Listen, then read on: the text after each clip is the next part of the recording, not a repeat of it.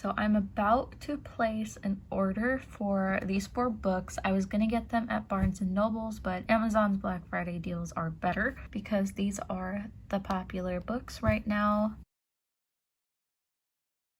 Hello everyone. Welcome to my channel. This is my first video.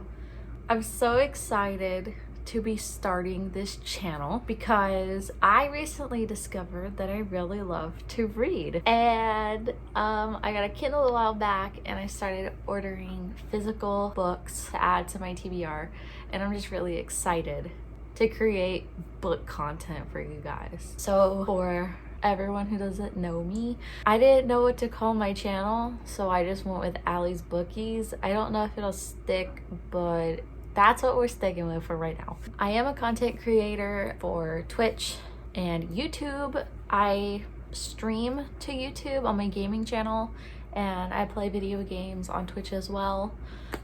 Twitter is mostly gaming content and thought dumps. I'm really excited to start making like actual YouTube content, and yeah, I'm hoping that this is not just an ADHD obsession that will fade out in a month, but it's been almost 3 months of me enjoying reading, so we'll see. I'm not really good with my words. I'm hoping that as time goes by, I'll get more comfy with the camera and like be myself more. So I have been waiting for 2 weeks for some books to arrive in the mail. I ordered them for Black Friday because they were on sale, and it's 5 of the most popular books that I've seen circling around book Twitter and booktube and book talk for the last month or 2, and I'm really excited. I was gonna order these on my Kindle, but I kind of missed how physical paper felt in my hands.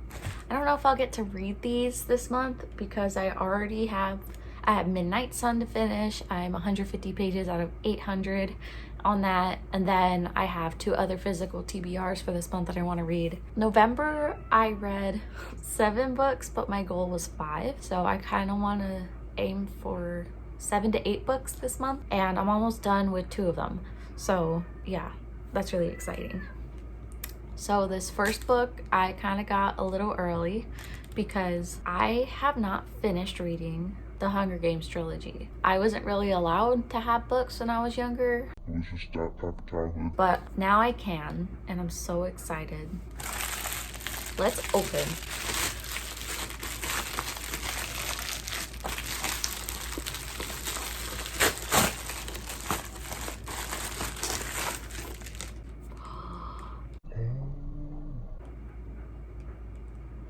I am mesmerized by the detailing and how shiny it is. It's the Hunger Games prequel. The Ballad of Songbirds and Snakes. I did see the movie in theaters, I think it was last Sunday, and I really love watching the movies before reading the books because I feel like the books are always or usually better than the movie. My cat just stuck her head inside the Amazon package bag. For me, I feel like the movie doesn't have as much details as the book. So if I like the movie, I'm probably gonna like the book. And I just like, when I read a book, I love thinking back to the visualizations from the movie and just getting more details in my head about the characters and the plot. Something else that I realized about the Hunger Games trilogy is that there's a lot more sentiment in the book than in the movie. Personally, I think that details like the mayor's daughter giving Katniss the Mockingjay pin would have been nice to have in the movie. I think Peeta losing his leg would have been nice to have. Getting to know the backstory with her mom a little more would have been nice to have. There's just so much sentimental value in the events that happen in the book that I wish were in the movie. Oh, also when Haymitch argued against Katniss getting a boob job because the Capitol or the Game Maker, whatever, he wanted Katniss to get a boob job because she lost so much weight during the Hunger Games, and Haymitch was like, no, so they had her wear a bodysuit. And I think that would have been a really nice sentimental scene to include in the movie. I liked the movie for the Hunger Games prequel, honestly. I didn't think it was that bad. Ooh. The pages are like thin and soft. Oh my god.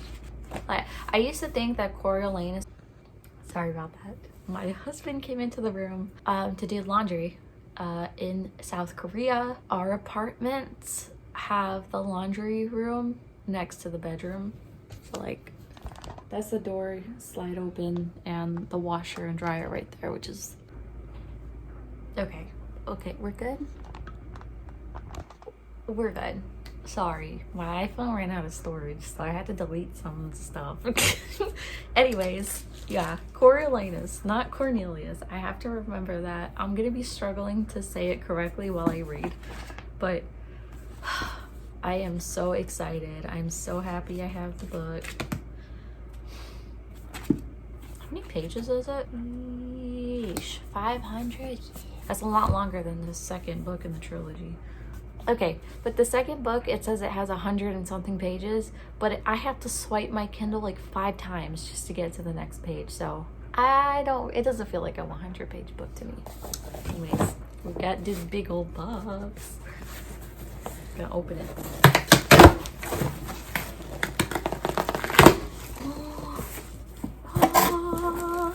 I didn't think I could be so happy about receiving books in the mail.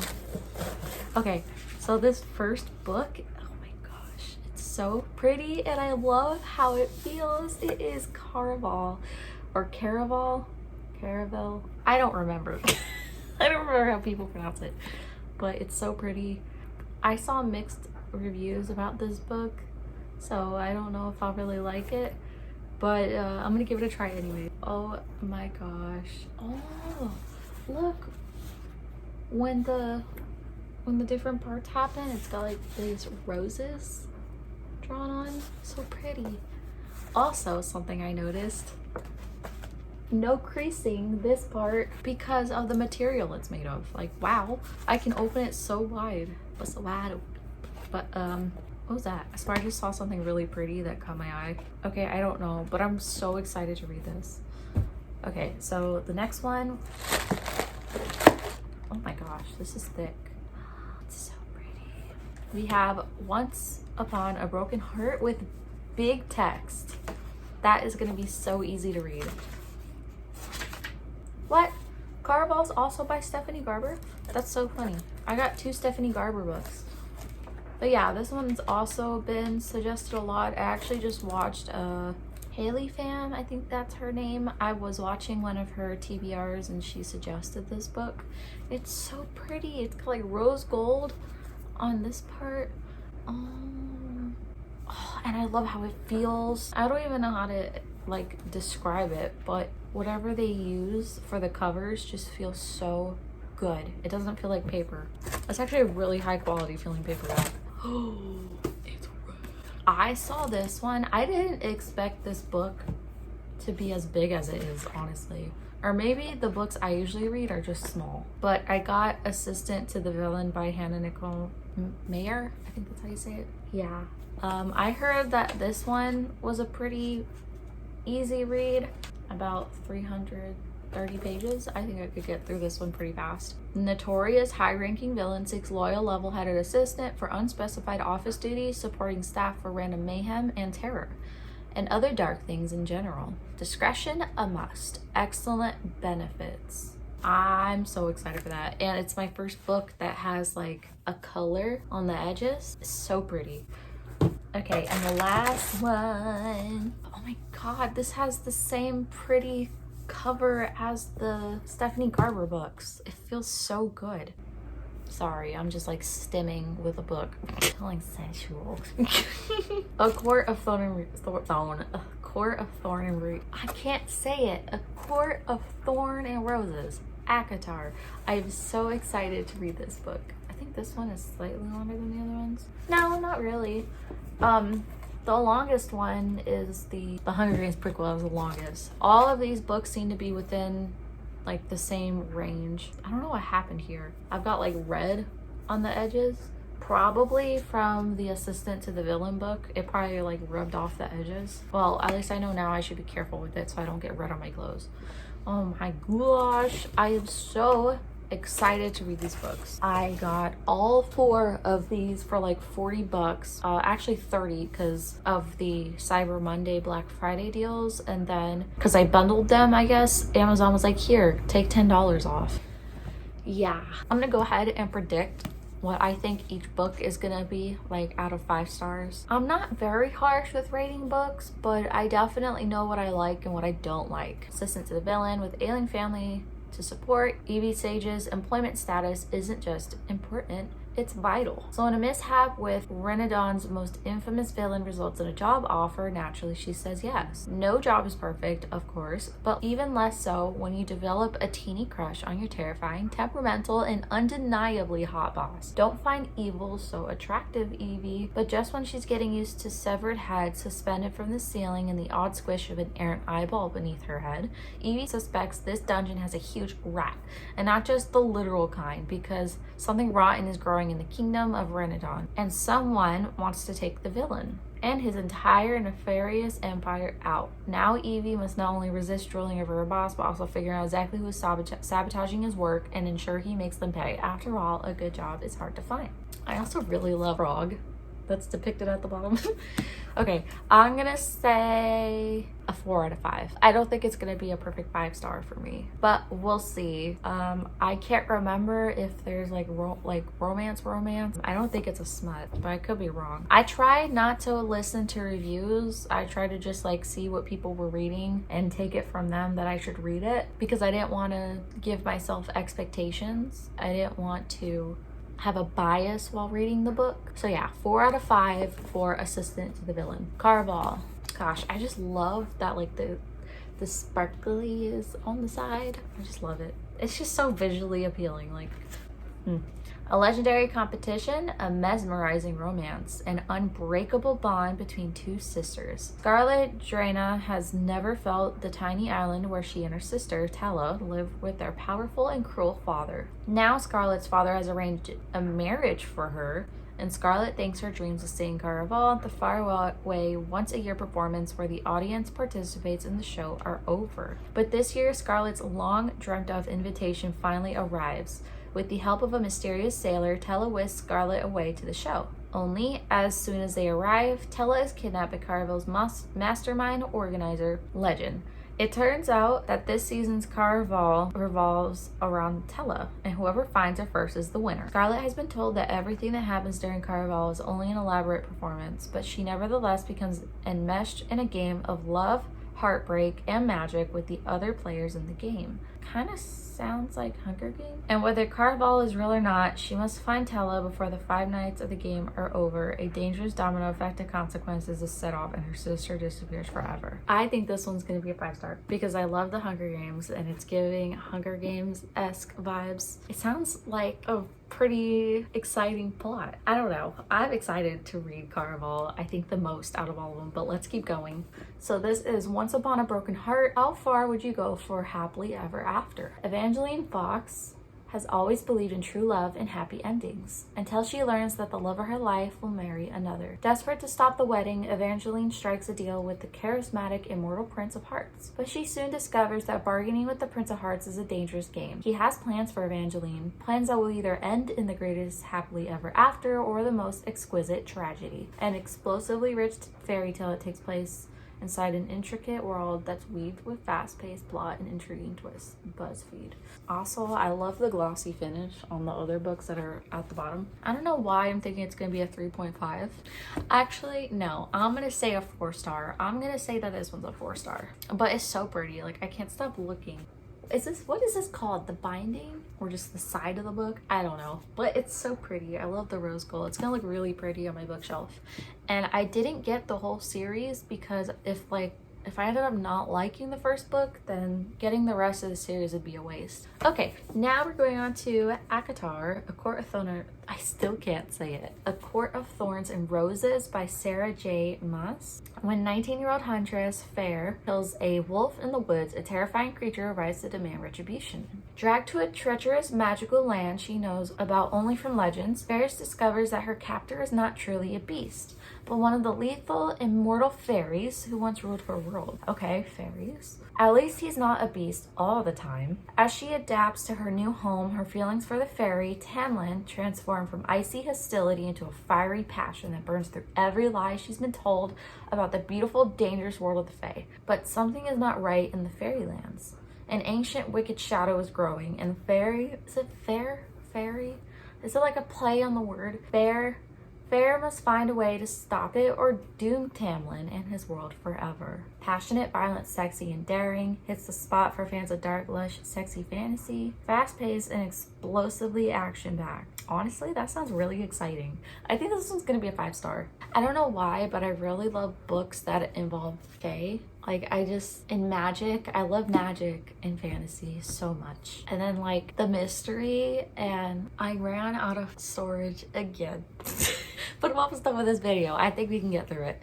The Ballad of Songbirds and Snakes. It is the morning of the reaping that will kick off the 10th annual Hunger Games. In the capital, 18-year-old Coriolanus Snow is preparing for his one shot at glory as a mentor in the games. The once mighty House of Snow has fallen in hard times, its fate hanging on the slender chance that Coriolanus will be able to outcharm, outwit, and outmaneuver his fellow students to mentor the winning tribute. The odds are against him.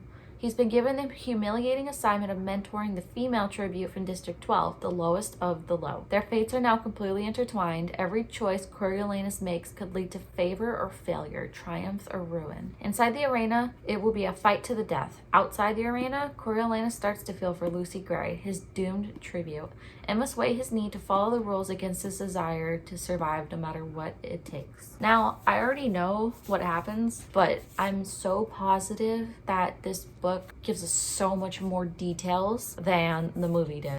Probably a lot more sentimental details that I'm really excited to learn. I hope to learn more about Coriolanus's childhood and upbringing.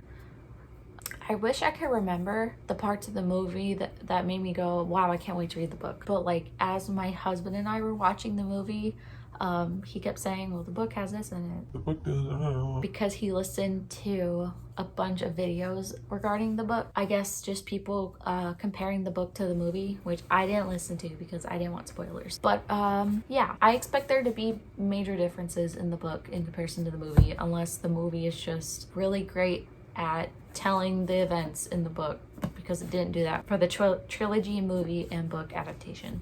So yeah, I'm gonna guess this is gonna be a 4.5. I think A Court of Thorn and Roses is gonna be my favorite book out of the entire set, but I know I'm late on these books. Everyone's already read them, but I am so curious to get through all of these and learn about the characters and add them to my reading journal. I'll probably will have to split these between December and January. I know for Christmas, my husband's getting me a bunch more books that I had on my wish list. So I don't really know how I'm gonna manage my time with these books. I'm already really bad with managing time, but maybe I'll like hyperfixate and read through them really fast. But yeah, I think next video I'm going to show you guys my reading journal for November and October and tell you guys my thoughts on the books that I read. November was the month that I discovered how much I love fantasy and how much I dislike young adult romance, or at least ones that are written like it's meant for amateurs. I don't know, that's like the best way I can describe it. It's kind of like awkward, and the writing is just bad. Like, it makes me think of a romance book that I would read on Wattpad when I was like 14 or 15 behind my mom's back. Like, I don't like smut or romance that's written like that. I like it when it's mature. Like, I think that Not So Meet Cute was written really good. I thought that the spicy scenes were written perfectly and maturely. But yeah, I really loved that book. I give that book a 5 stars. I really enjoyed it. But that is all for this video. I can't believe I finally recorded my first video for this channel. If you want to see more videos, then you already know what to do. I'm hoping to grow my own little community on here and just see where life takes me in the next few years. Maybe I'll stick here for a few years. Maybe I'll be consistent. I am in South Korea right now, so maybe I'll do some South Korea inspired book videos, maybe take y'all to the vintage store that sells used books, take y'all to Seoul, to the bookstores there. So I'm really excited for that. I even have some books that I got in Japan that I want to show you guys. So yeah, I hope you guys stick around. If not, then thank you for watching this. I hope you're all taking good care of yourselves because self-care is so important. And yeah, that's all. Bye.